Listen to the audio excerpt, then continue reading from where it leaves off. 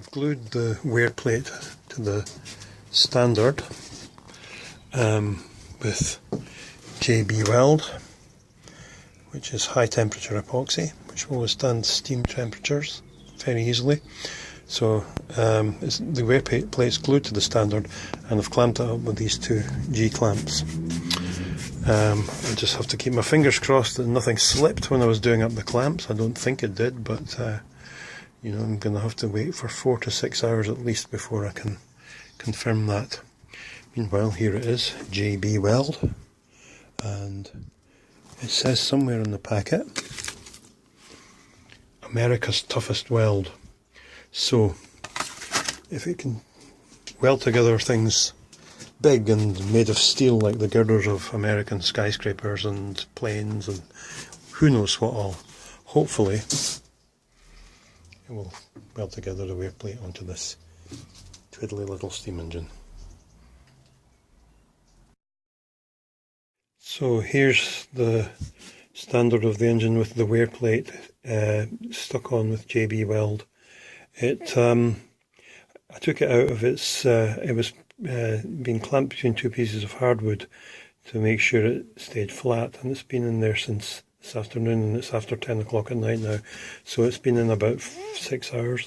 But I took it out rather than leave it overnight because I was afraid that there might be bits of JB Weld sticking all over the thing, and in fact there were, and actually I had a job getting the pieces of wood apart because one of them was stuck to the engine, but not very seriously. So I've taken it off and scraped off some of the JB Weld, which is still very, kind of like very sticky toffee, but I don't think this is going to be in any jeopardy. But I'm going to put it back between the clamps now overnight just to make sure it's rock hard in the morning, and then I'll drill through these little screw holes, tap and put tiny screws in, mainly for the look, but also I think just in case there's any temptation on the JB Weld to start parting away at the edges, which I admit is unlikely, but you never know. So not too bad, I think. Okay, I'm just getting ready to drill the holes for the little screws that go into the edges of the wear plate. They're tiny little M2 screws, only 4mm long, and this is a 1.6mm drill, so I figure if I go down about 6mm, that's going to have room for the threads and the screws to go in fully without in any way risking coming out the back of the standard.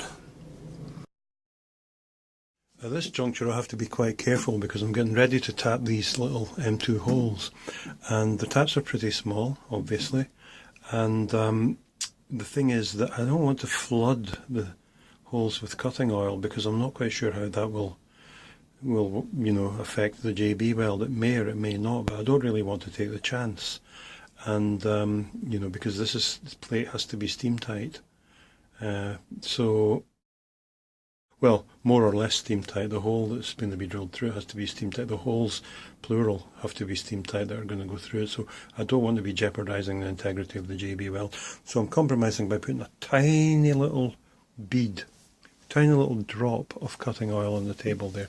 And I'll just use that to put a tiny amount of lubricant on the end of the tap and just go very easy. It'd be too easy to break one of these taps, and then the result is a mess. That's one screw in. It took me a couple of goes with the tap to gauge the depth properly, but basically it went in not too badly. However, this is not the time for complacency, because I've found with these little taps, if you take your eye off the ball for a minute, you have a minor disaster on your hands. Which is better than a major disaster, but still to be avoided if at all possible. So damn it, what was I saying about complacency? All the holes tapped fine, but the last screw head sheared off. Pain in the neck. I mean, it's not as bad as a tap breaking because this is all a wee bit decorative anyway. The screws are probably not really serving any functional purpose, so I'm just going to have to, well, could I use a screw extractor? Or do I just risk making a mess? I'll have to think about that. Do I just JB Weld that on, or do I try and get that screw out? I suspect it's too small to get out with a screw extractor.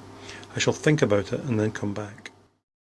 Well, having thought about it, I realised there was no way I was going to get that broken screw out with a screw extractor.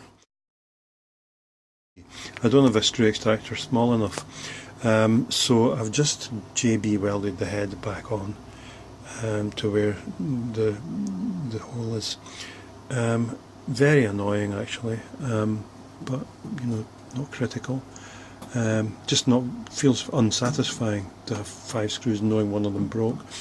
I'm also concerned that when this is working, the oil from the cylinder, well, where the cylinder interfaces with the standard here, the port face as it were, the oil from that might interfere with the JB weld that's holding the head of that screw on. I don't know whether JB weld is reactive to oil once it's hard or not, but I'm sure that oil doesn't do it any good. If that is the case though, I can drill out the whole screw hole with 2mm and then just put another screw in as a pin.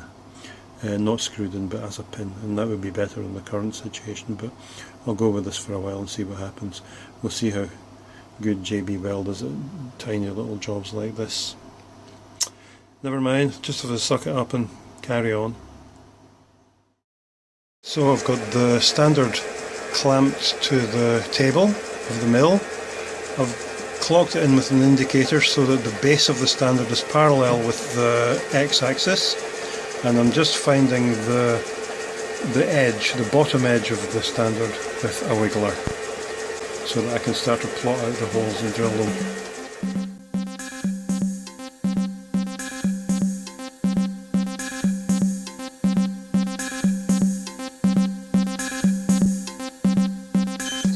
Ready to ream the hole for the main bearing out to 10mm. So far so good, touch wood.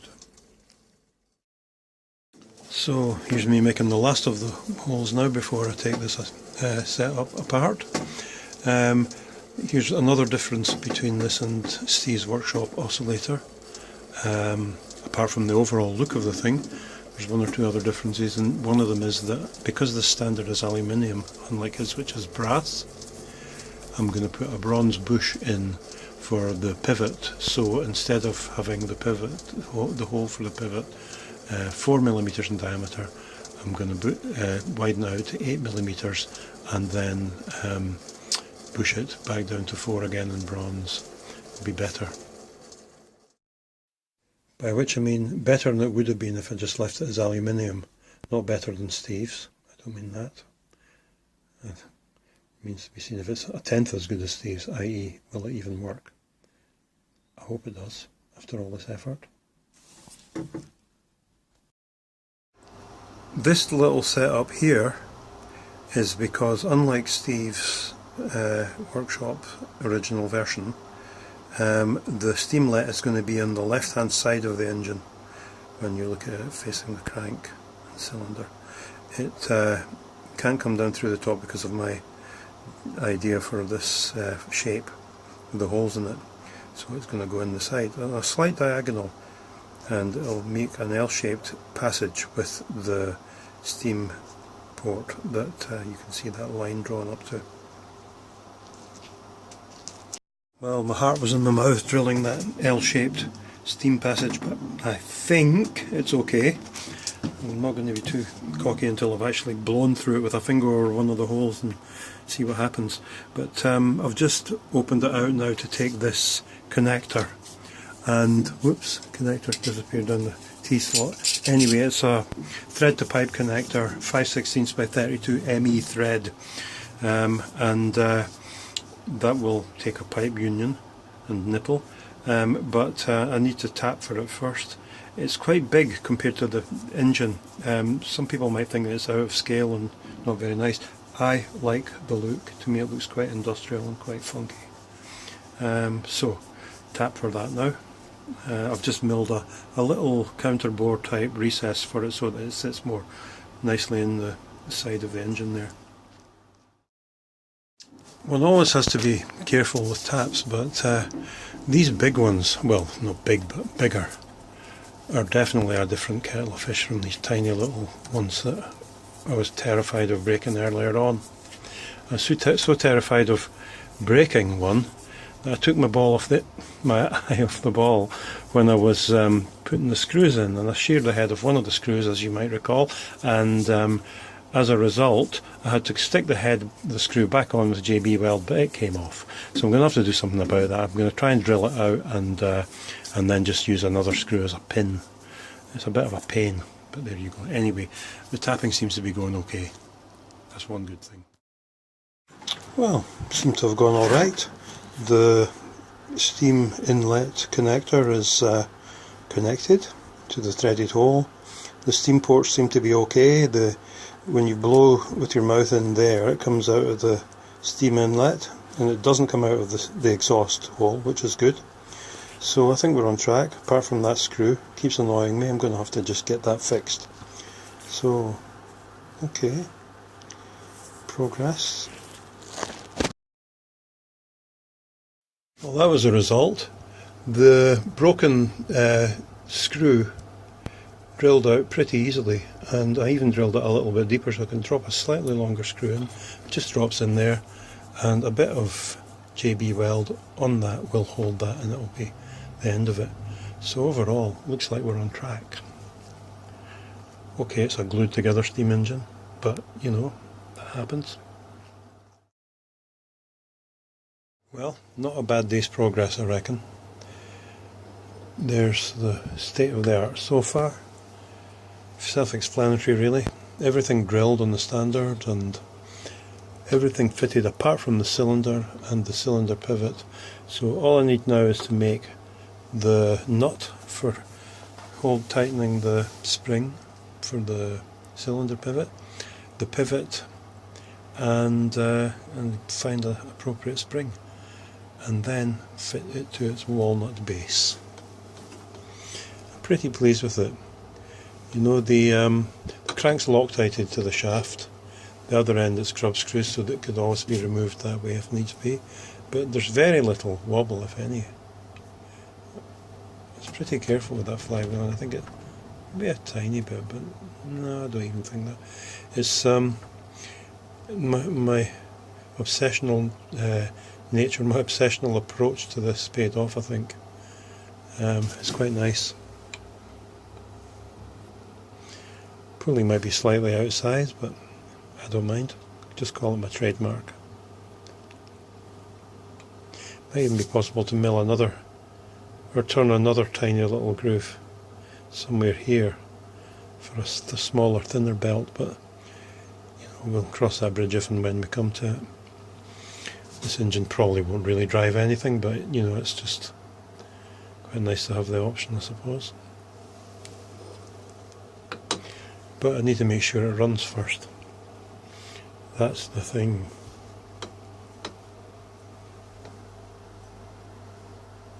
But it definitely looks like an engine now. Good day's work. Now I'm drilling some more decorative holes at the bottom of the standard. I'm doing this by hand because I don't want to take the flywheel off and the pulley, because they're set up nicely and running very true. They're held on by grub screws, and I mean, I might be able to take them off and put them back on and have them running just as true, but on the other hand they might not seat the same, and I might fiddle around for far too long trying to get them to run true again. So I'm going to just drill these by hand, and then the central hole is going to have to be enlarged for the pivot, because I'm going to do a particular thing with that. So that will be a different story. I'm not going to drill that by hand. That's going to be set up properly, so I'll have to figure out how to do that if I'm going to leave the flywheel in situ. Well, holding this in the mill by hand while drilling out these holes was a hair-raising experience, I have to say, and I'm definitely going to have to find a way to hold the whole assembly very well properly, basically, when I drill out that hole for the pivot. Otherwise the whole thing is ruined. As for these holes, well, I'd have to say the middle one is slightly out of round, and I'm not all that pleased with it. I might get away with it, but on the other hand I might find something to run through it when it's clamped down, because it might just annoy me. I'll live with it for a wee while. It's not critical anyway, it's fixable. A reamer would be ideal, but I haven't got a reamer that size, and I don't really want to buy one just for that. So here's the plan of campaign. This somewhat shambolic looking but hopefully pretty solid setup was going to hold the engine without impinging on this flywheel, which still turns, and without necessitating me taking the flywheel off and the crankshaft out, because like I said, I'm a bit worried that the flywheel might not seat properly again and it might wobble. The less disturbance I give it, the better. Maybe completely unfounded worry, but better safe than sorry. So anyway, I've got this all set up now. So what I'm going to do is use a wiggler to find the centre of that pivot hole, so that I can then drill and ream it to 12 millimeters for bushing. And then what I'll do is, once again, I'll get as good a centre on this slightly out of shape hole, the big one at the bottom, and take my boring head and just take a few licks around it with the boring head and hopefully bring it into a circular shape. Might as well do that when it's set up, and then I'll be more satisfied with it. There's the wiggler. If I'm on centre to the hole, the pointed end will go into the hole and then run true. If I'm not, it will run untrue. I'm not on the centre yet. Well, we got it pretty close with the wiggler, but I decided to finally check it with the 8mm reamer that I reamed the hole with in the first place, and we're pretty good. It's going straight down through, and that's as central as I can get it. To be clear about why I'm widening this hole, it's because I changed my mind about the type of pivot pin to use for the cylinder. I'm going to use what is called a composite pivot, which you'll see later. The advice was given to me by a gentleman on the forum that I'm a member of, and it strikes me as being very sound. So an 11.5mm drill, and then ream to size at 12mm. Teensy problemette. I had forgotten, or I've just remembered, that this mill does not have a drawbar that fits this boring head, because the boring head is Morse taper 2. This is an adapter to R8, but it's got a hole at the top, and the end of the drawbar's got a thread, but I don't have a drawbar that will hold this boring head in the mill. And you know, I'm almost tempted to try it, but if I have a boring head fall out of the spindle of the mill onto this, it could be a disaster. So I'm just going to let that hole ride for now. The reason I wanted to use the boring head was I didn't have a drill bit or reamer the right size. I could take it all down and set up my other milling attachment drill press invention, but really it's a lot of work just to make that hole the right size. I'd probably be better just to get a drill bit, a 15mm drill tomorrow or whenever, and just drill it out, and you know, that will be that. Work smarter, not harder. This is what you get for not being particular enough about your machining sequence, though. Very important. Do things in the wrong order and it comes back to haunt you. So it's back on the blocks again. I'm using two bigger drill bits that I bought today, a 15mm and a 16mm. To tidy up that wonky hole, and also it was a little bit off to the right, that hole. I didn't make a good job of it. It was a bit off centre, so I'm using these bigger drill bits just to pull the hole a little bit as far as I can along to the left, just to centre it a bit more. It's not critical, it's not hideous or anything, but I can see that it's not quite right. It wasn't a great piece of work, that. However, it should be fine. I'll just get it on with it. I'm using the DRO to make sure that I don't move the drill bit too far to the side, otherwise I'll end up with something that isn't round, it'll be elongated. But measuring it carefully, I should be able to just pull the centre to the left a bit. There we go. Yeah, so that's way better. The hole's the right shape now, and it's moved significantly over towards the centre from where it was. It's as near as damn it right now, you know, to the point where only I'll notice. And you. And as long as you don't tell anybody, it'll all be fine. Good. Onwards and upwards. Just used the height gauge to measure the depth that the bearing needs to be on the frame of the engine, and then I've marked it out using the height gauge on this piece of bronze, which I've already drilled and reamed to 8mm. The bronze is 12 in diameter with an 8mm hole for the spindle pivot. Sorry, the cylinder pivot. I'll explain the cylinder pivot modification to you a bit later on. So I'm just about to part off the bearing oversize, and then I'll turn it around and turn it down to the described line, which should be the right thickness, the right depth. So a slight wobble on it, which is odd for a ER32 collar. Maybe it's because it's a very short length. I'm going to have to watch that when I come to turning it, but at this stage it doesn't matter. So there's our bush, hopefully. And having tested it earlier in the engine standard, the hole, it feels to me like it might be pretty much a press fit, a light press fit. If so, then that's great. If not, then I'll use a bit of Loctite if it's slightly undersized. If it's oversized, I'm a bit stuffed. I'll probably have to make another one, but I think it'll be okay.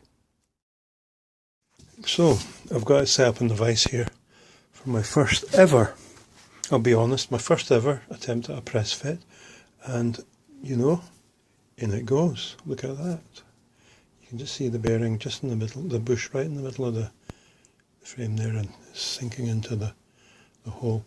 It's probably not the closest press fit in the universe, but I think it's probably going to do. So there we go. It is indeed a press fit. I'm very pleased with that, and that is the standard completed.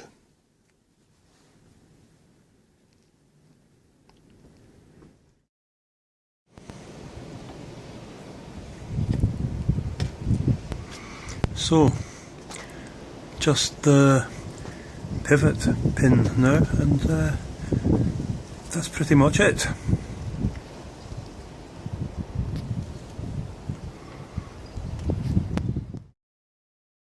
Now the final operation to make this into an engine rather than a paperweight.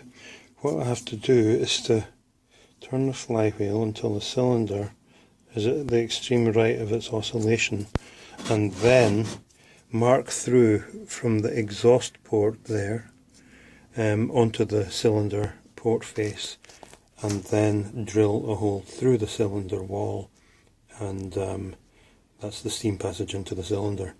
Now the plans suggest that you use a drill to do this, but I can't reach in with a drill bit because of the stud, because it's quite long. I suppose I could cut it short, but I don't really want to at the time, so I'm going to use my transfer punches to do this. Get one the right size, it'll slot through that hole nicely and tap a little mark in the face of the cylinder.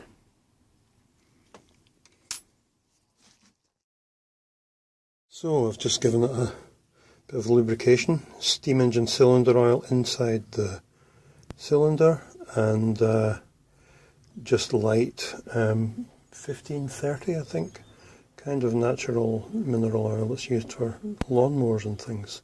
It was recommended to me for that machine over there, which is covered and being used as a workbench basically. The Coronet Major, it's got plain bearings, Coronet Major wood turning lathe. It's got plain bearings, and a guy who's an expert on that machine said use that oil, so I figure it will do for this as well. So all the surfaces, apart from the main bearing, which I'll do in a minute, but round the top of the cylinder you can see this stuff called Stag Well Seal. It's a kind of sticky gasket kind of making compound. It's worked well on the boiler in combination with PTFE tape, and I had some out last night to do this, and it's now in a nice gummy condition, quite semi-dry, so it was easy to smear around the cylinder head there. And now I'm just going to put the cap on with the screws, and then the engine, hopefully, is done. So that probably have gone okay without the well seal, because the cap was a pretty good fit anyway. There was plenty of suction even without any gasket, but it's going to only make it better. Now I've counterbored the exhaust port at the back here and just put in this piece of curved copper pipe. It's just pushed in, but it's a nice push fit at the moment. That's just to extend the exhaust. but in due course it will be connected up to another pipe which will go up through the chimney of the boiler and act as a kind of blower, you know, an exhaust blower that pulls the fire underneath the boiler.